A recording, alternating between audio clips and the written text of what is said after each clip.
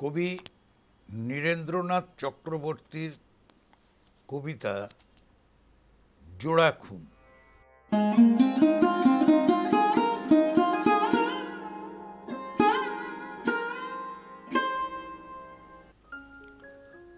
লোভ আমাকে অরণ্যের দিকে টেনে আনে, তারপর অচেনা সেই অরণ্যের মধ্যে ভয় আমাকে দিক বিদিকে ছুটিয়ে নিয়ে বেড়ায়।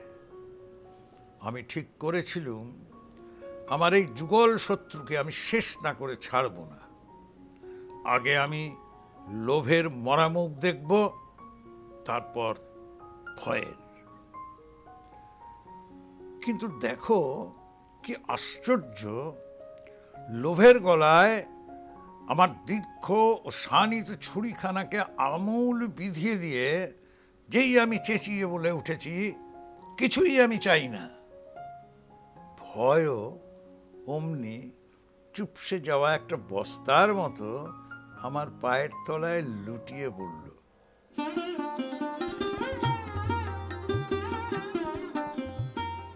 কখন আলো ফুটেছে আমি জানি না।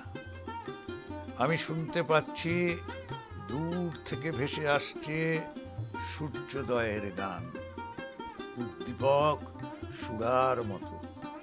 সে গানের সুর ছড়িয়ে যাচ্ছে আমার রক্তে।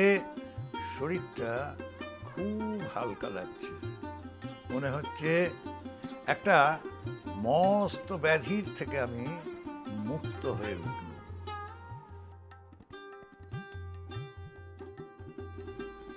আমার সামনে ছিল লোভ, আমার পিছনে ছিল ভয়। আমি ভেবেছিলুম একে একে আমি তাদের মোকাবিলা করব, কিন্তু তার আর দরকার হলো না।